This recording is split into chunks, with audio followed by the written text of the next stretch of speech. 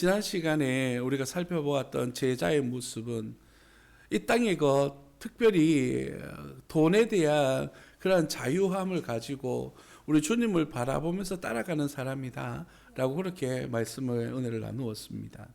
오늘은 그러한 물질은 아니지만 이 땅에서 놓지 못하고 있는 그런 명예로운 삶에 대한 이야기를 여러분과 함께 나누고자 합니다. 본문 32절 말씀에서는 오늘 말씀을 이해하기 위한 몇 가지 정보를 제공하고 있습니다. 첫 번째는 예루살렘으로 올라가는 길에 예수님께서 제자들을 가르치셨다라고 그렇게 말씀하십니다. 예수님께서 예루살렘으로 올라가시는 이유와 목적은 바로 십자가를 향함이었습니다. 그래서 예수님께서 그곳을 향하여 올라간다라고 하는 표현을 사용하실 때는 이중적 의미를 가지고 있습니다. 첫 번째는 예루살렘이라고 하는 자체가 지형적으로 높은 위치에 있어서 지금 올라가고 있다라고 하는 의미도 있습니다. 그러나 더 중요한 의미는 뭐냐면 그 올라감의 목적지는 십자가 위로 올라간다라고 하는 의미가 담겨져 있는 것입니다. 오늘 예수님께서 걸어가시는 이 길은 단순하게 예루살렘의 절기를 지키기 위해서 가는 것이 아니라 십자가를 완성하시기 위한 그 걸음들이었습니다. 그 걸음 뒤에는 무엇이 기다리고 있습니까? 십자가를 포함한 고난이 예수 그리스도 앞에 놓여져 있는 것이죠. 29절로부터 31절까지 말씀이 바로 그 내용을 설명하고 있는 것입니다. 예수님의 그 걸음은 확고한 목표가 있었습니다. 그 목표가 결코 우리들 보기 세상적 가치에서 쉬운 길, 명예로운 길, 높은 길이 아니다 할지라도 우리 주님께서 주시는 사명이라고 하는 믿음을 가지고 걸어가는 그 걸음이 바로 제자를 이끄시는 길입니다. 그리고 두 번째 정보는 무엇이냐면 예수께서 그들 앞에 서서 가시고 있다라고 그렇게 표현되어지고 있습니다. 앞에 서서 가신다라고 하는 표현은 마가가 의도적으로 사용한 표현입니다. 바로 제자라고 하는 부르심을 입은 사람들은 예수님의 뒤를 따라가는 사람이다라고 하는 의미를 담고 있는 것이죠. 그래서 지난 시간에 이어서 우리가 예수님을 따르는 사람들은 무엇을 부여잡아야 되고 무엇을 놓아야 되는가에 대하여서 이야기하고 있는 것입니다. 지난 시간에 살펴보았던 내용 가운데 쟁기를 잡고 뒤를 돌아보는 자는 하나님 나라에 합당하지 않다라고 그렇게 말씀하고 있습니다. 우리가 주님 나라를 위하여 살아가는 모든 삶의 현장들이 오직 주님을 바라보고 주님의 뒤를 따라가야 되는데 그 걸음 속에서 주님이 아닌 것들을 위로 삼고자 하니까 그들 가운데 시험이 오고 넘어지게 되는 것입니다. 지난 시간에 부자 청년이 모든 것을 팔아 가난한 사람에게 나누어주고 나를 따르라 했을 때 그는 근심하며 예수님을 떠나갔다라고 말하고 있는 것이죠. 예수님을 따르는 일에 나의 기대감과 나의 소망을 가지고 있으니까 그 길이 쉬운 길이 아니라 은혜로운 길이 아니라 축복의 길이 아니라 시험거리가 되어지는 것이죠. 오늘 본 말씀에도 이와 비슷한 이야기가 등장하고 있습니다. 예수님께서 길을 가고 계시는데 이런 하나님 나라에 대해서 설명하고 계시는데 예수님의 제자 가운데 야고보와 요한이 찾아옵니다. 37절 말씀 보니까 여짜오되 주의 영광 중에 우리를 하나는 주의 우편에 하나는 좌편에 앉게 하여 주옵소서라고 그렇게 말합니다. 마가는 이런 요청했다라고 표현하고 있는데 마태복음에 보니까 어머니가 그렇게 이야기해 주었다라고 그렇게 표현하고 있습니다. 그 높은 자리를 위하여서 소망하고 있는 이들의 모습을 잘 표현해 주고 있는 것처럼 보입니다. 그리고 잘 알고 있는 것처럼 내가 뭔가를 요구할 거 있을 때 부끄러워서 어떻게 합니까? 엄마 이렇게 대신 좀 해줘 라고 그렇게 이야기할 때가 많이 있지 않습니까? 너무 유치하기도 하고 정말 무엇을 소망하고 있는가를 잘 보여주는 그런 장면인 것 같습니다. 본문 속에 등장하는 야고보 요한은 어떤 사람이냐 하면 예수님께서 변화산 가운데에서 변화되실 때에 베드로와 야고보 요한이라고 하는 사람이 올라갔었습니다. 그런 모습을 봤을 때 예수님께서 특별히 사랑하셨던 12 제자 가운데서도 앞서 있는 위치를 가지고 있는 사람이었음을 우리는 유추해 볼 수가 있습니다. 어쩌면 이 세 명들 가운데 누가 더 높냐라고 하는 그러한 보이지 않는 서열 전쟁이 있었을지도 모르겠습니다.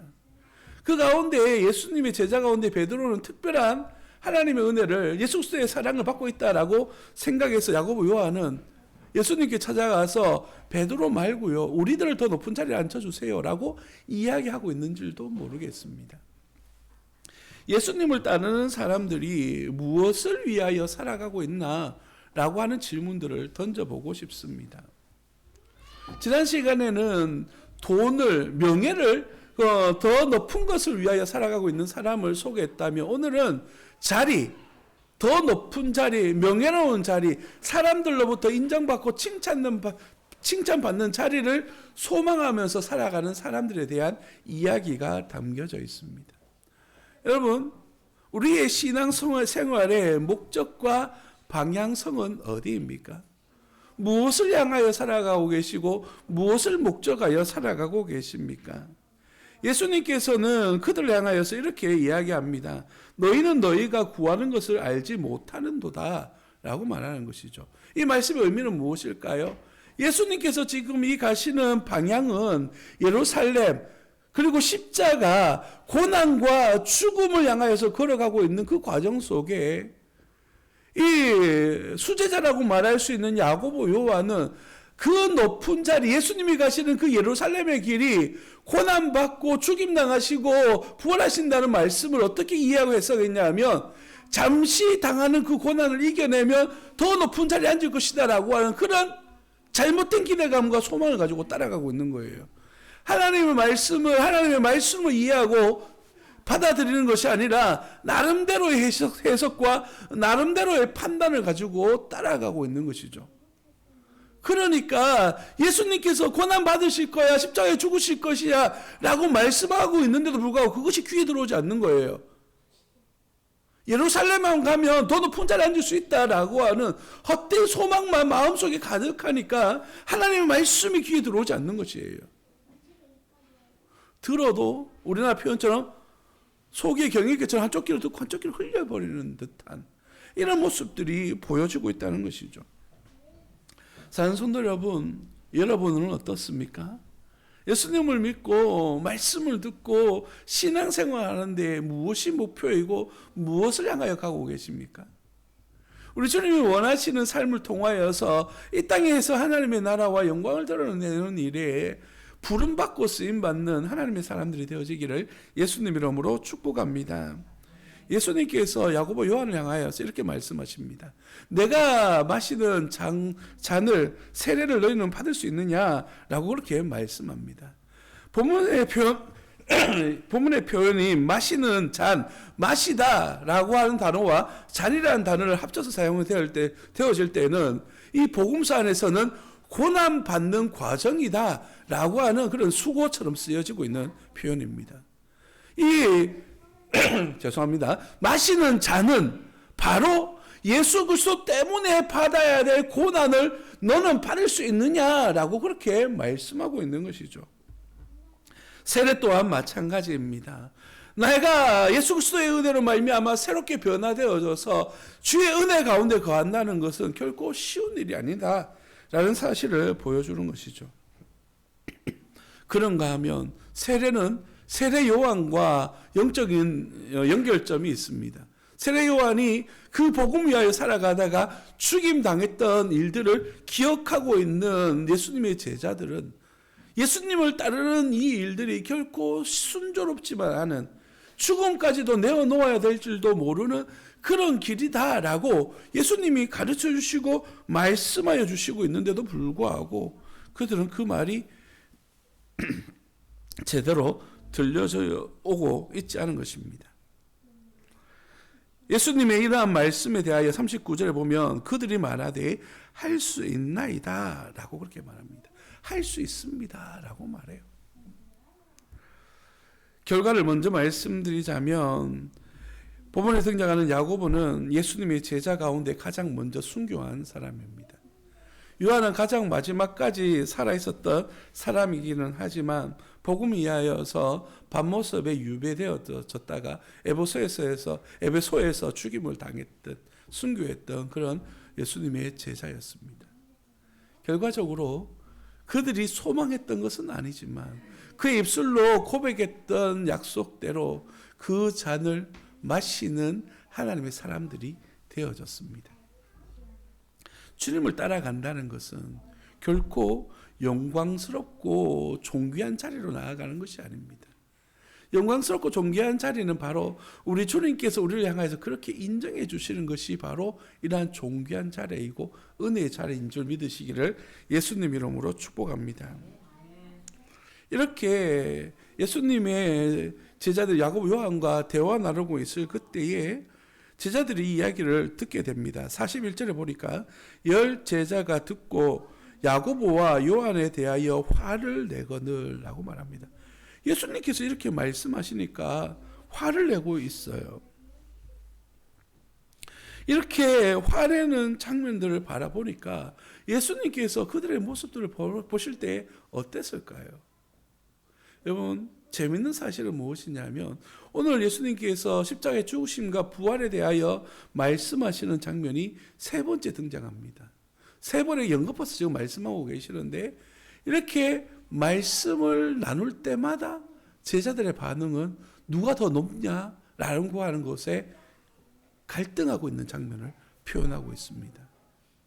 관심사가 너무 다르다라는 것을 보여줄 뿐만 아니라 예수님께서 끊임없이 하나님 나라가 어떤 곳이고 너희가 가야 될 길이 어떤 곳인가에 대해서 말씀하여 주시고 설명하여 주고 계시는데도 불구하고 끊임없이 그들은 잘못된 길을 선택하고 있는 것을 보여주는 것이죠. 예수님께서는 오늘 이렇게 말씀하십니다. 45절 말씀에 인자가 온 것은 섬김을 받으려 함이 아니라 도리어 섬기려 하고 자기 목숨을 많은 사람의 대속물로 주려 함이니라 라고 그렇게 말합니다. 예수님이 오신 목적에 대해서 이야기하죠. 내가 이곳에 온 이유는 무엇이냐면 바로 대속물, 너희를 섬기기 위해서 온 것이다 라고 그렇게 말씀하고 있습니다. 특별히 본문 말씀에 보면 이렇게 이야기해요. 44절 말씀에 보면 너희 중에 누구든지 으뜸이 되고자 하는 자는 모든 사람의 종이 되어야 하리라 라고 말합니다.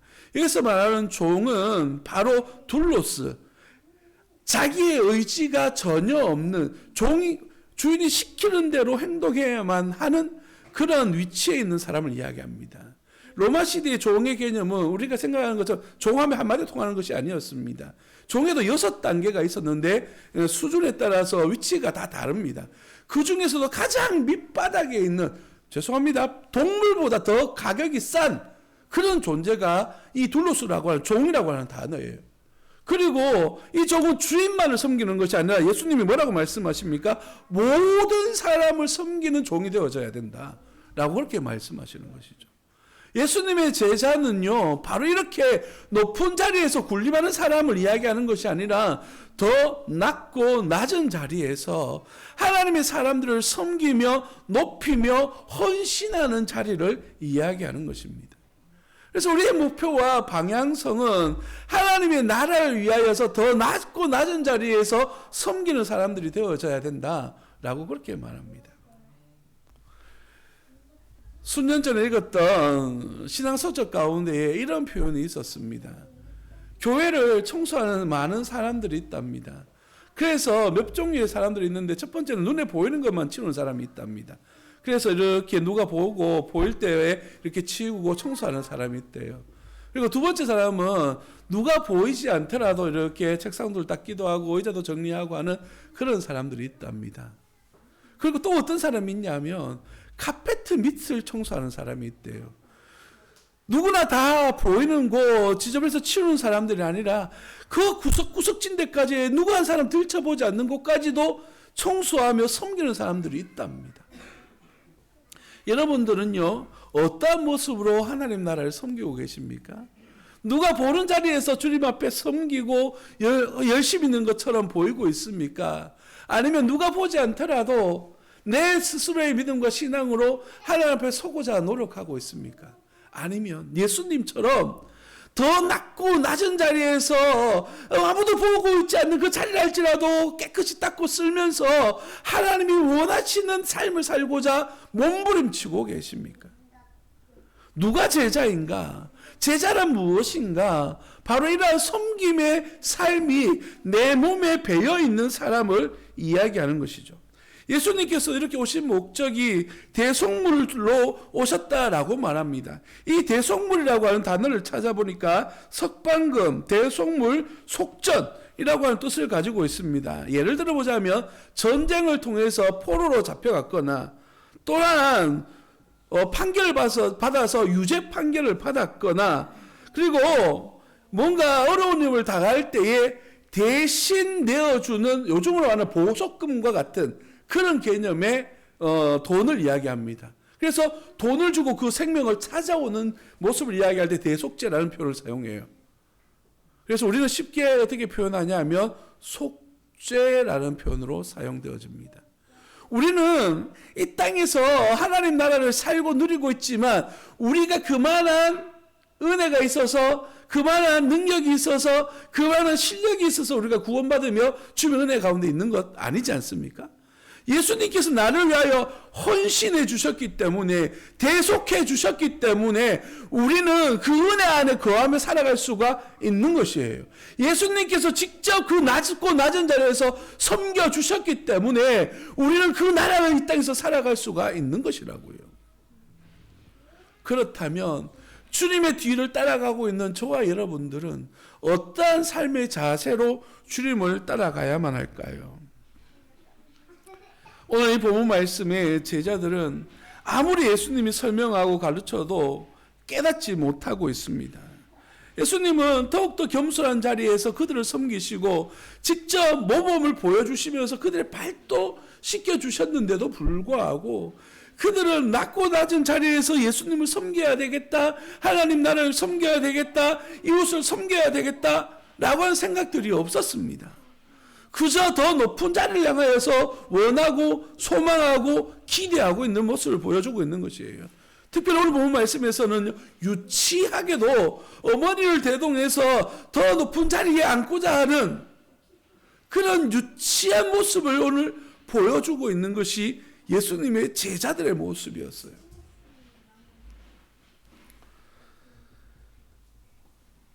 사랑하는 성도 여러분, 우리는 우리 주님의 피값으로 구원받아 주님의 친백성 되어져서 하나님의 사람으로 인정받는 그런 하나님의 은혜 없이는 구원받을 수 없는 하나님의 사람들입니다.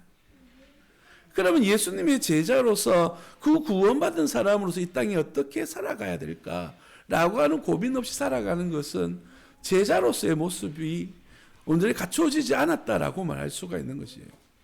여러분은 오늘 어떤 고민을 가지고 살아가고 계십니까? 이 땅에서 제자들처럼 더 높은 곳을 소망하며 살아가십니까? 아니면 지난주에 등장했던 부자 청년처럼 더 많은 것을 가지기 위하여서 소망하며 살아가십니까? 오늘 예수님처럼 더 낮고 낮은 자리에서 하나님 나라를 섬기며 하나님을 기쁘시게 하는 일을 소망하며 살아가십니까?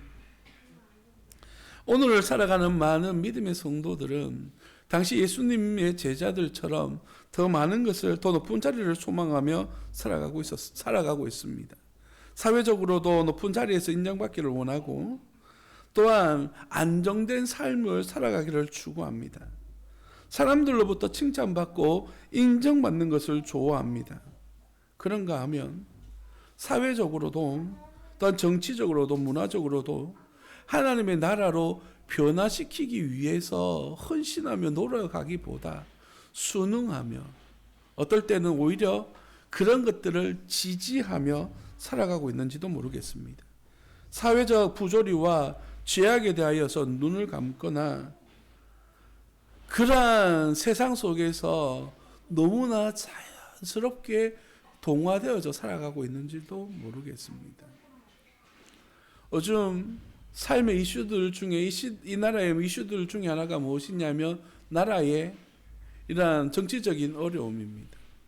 정치적인 어려움을 지금 우리가 경험하며 살아가고 있지 않습니까? 여러분 어떻게 하셔야 됩니까? 그럼 이 나라 이 민족을 위해서 기도하셔야 됩니다. 이것이 성도로 부름받은 하나님의 제자의 모습입니다. 경제가 어렵습니다. 그럼 이 나라가 하나님의 은혜 가운데 경제가 회복되도록 기도해야만 됩니다. 그리고 젠더 갈등이 심각한 수준에 이르렀습니다. 남자가 여자가 자기 성을 마음대로 선택할 수 있다고 생각하고 어떠한 삶을 살든지 내 마음이지 내가 마음대로 살 수 있지라고 말하는 하나님이 만드신 창조의 질서를 어그르는 것 또한 받아들이고 인정하고 오히려 교회에서 몇몇 교회 목사님들이 그것들을 지지하는 그런 이야기를 하는 것이 너무나 당연스러운 것처럼 보여지는 시대에 우리는 침묵하고 살아가고 있지는 않습니까? 원래 교회가 내세우는 표 가운데에 표가 성령의 능력으로 부응하는 교회입니다. 성령의 능력을 가진다는 것은 주의 성령께서 주님의 십자가 보혈의 은혜와 능력이 내 안에 가득 채워짐을 의미하는데요. 그렇게 가득 채워졌는 하나님의 사람들은요, 세상을 변화시키는 것이에요. 그래서 가정과 교회와 나라를 위해서 기도하는 겁니다. 이 어려운 때에 우리 주님이 기뻐하시는 몸된 교회가 무엇을 위하여 살아갈 것인가에 대한 깊은 고민과 또한 그의 삶이 드려지는 것이 바로 오늘날 주님께서 교회를 세우시는 이유와 목적이라는 것을 우리는 믿음으로 고백하시기를 예수님 이름으로 축복합니다. 말씀을 마무리하고자 합니다.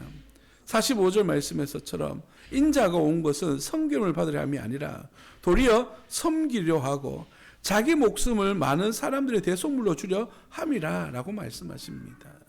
그저 낮아지는 수준을 이야기하는 것이 아니라 생명까지도 내려놓고 우리의 표현대로 순교까지도 각오한 일사각오의 믿음과 신앙으로 주님 앞에 나아가는 삶을 이야기하는 것이죠.